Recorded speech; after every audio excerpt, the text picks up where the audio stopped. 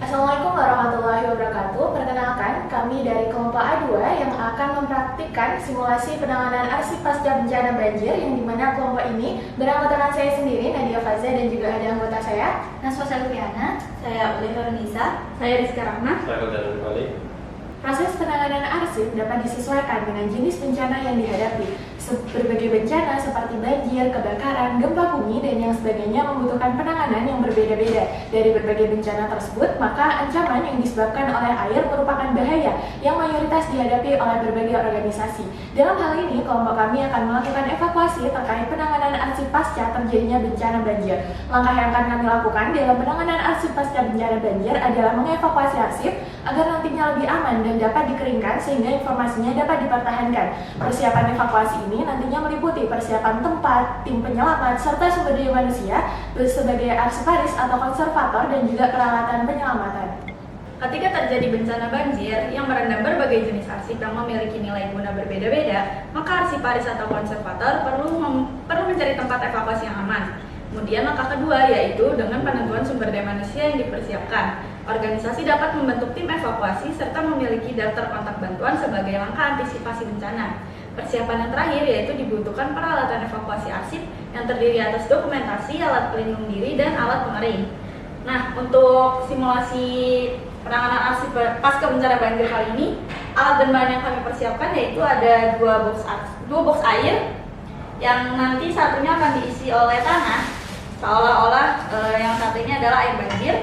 Lalu ada kertas tifek, ada blotting paper. Lalu untuk alatnya juga ada gunting, ada penggaris, ada kipas untuk pengeringnya nanti. Dan untuk bahan-bahannya kami sudah memiliki berbagai jenis arsip yang berbeda-beda, mulai dari buku, truk belanja, kunci, kartu, dan kaset. Alat perlindungan diri berfungsi untuk memproteksi tim evakuasi dari bahaya lain seperti kontaminasi zat bahaya ataupun terhindar dari penyakit kulit akibat air banjir yang menggenang.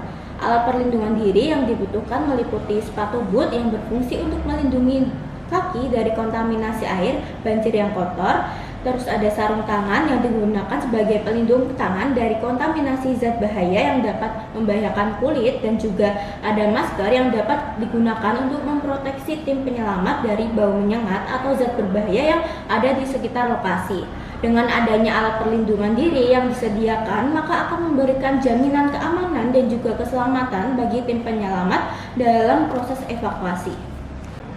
Baik, sebelumnya saya izin menambahkan ya teman-teman, dalam penerapan evakuasi penyelamatan arsip pasca bencana banjir, langkah pertama yang harus dilakukan adalah memastikan bahwa proses evakuasi berlangsung dalam kondisi yang benar-benar aman.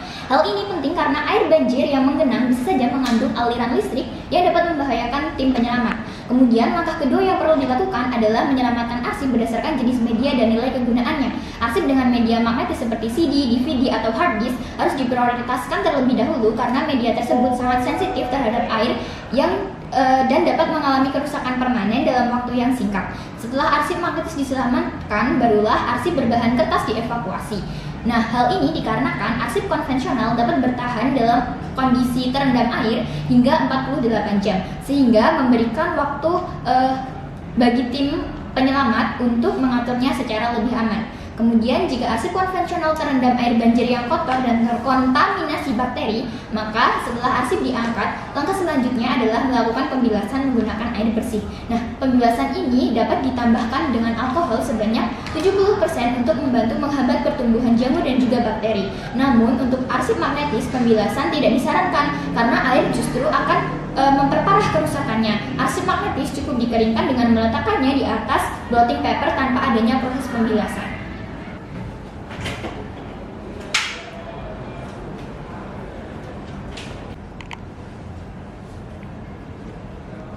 Di kertas truk belanja api.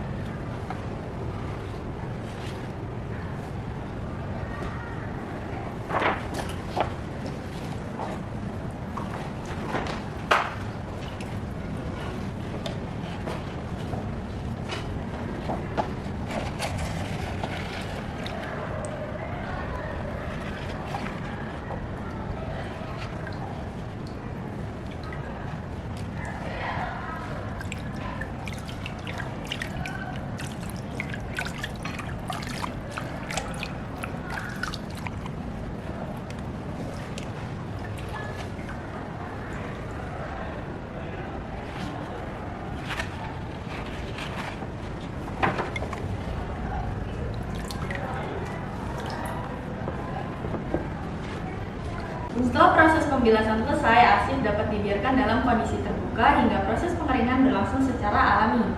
Waktu yang dibutuhkan untuk membuat arsip benar-benar kering umumnya sekitar 1 jam, tergantung pada ketebalan kertas dan tingkat kelembabannya. Setelah didiamkan selama kurang lebih 1 jam, tim penyelamat perlu memeriksa kembali kondisi arsip untuk memastikan apakah sudah benar-benar kering atau masih membutuhkan waktu tambahan.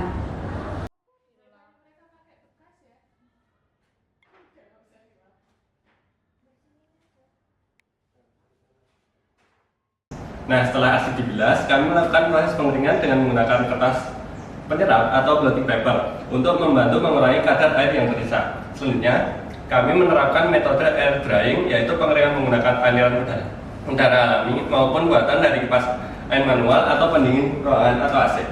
Nah, kami tidak menjemur arsip di bawah sinar matahari langsung karena panas dapat merusak struktur fisik serta informasi yang terkandung dalam arsip. Jika ruangan pengeringan tidak mencukupi, sebenarnya dapat menggunakan alternatif lain seperti freezing atau pembekuan atau vacuum freeze drying, pengeringan dengan menggunakan tekanan rendah. Namun, dalam simulasi praktik penyelamatan arsip pasca banjir kali ini, tim kami hanya menggunakan kipas angin manual sebagai alat bantu pengeringan dan juga menggunakan AC. Nah, mungkin jika untuk buku akan membutuhkan waktu pengeringan yang sangat lama karena memiliki halaman yang sangat banyak. Berbeda dengan arsip-arsip yang lain yang hanya memiliki 1 lembaran saja. Baik, setelah arsip dirasa sudah kering, kemudian langkah selanjutnya adalah melakukan identifikasi terkait nilai gunanya, mulai dari arsip vital, penting, esensial, dan juga non-esensial.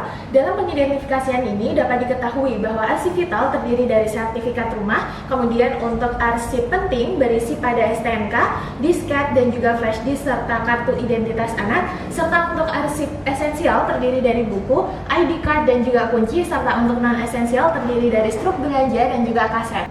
Baik, sekian dari kami mengenai simulasi penyelamatan arsip pasca bencana banjir.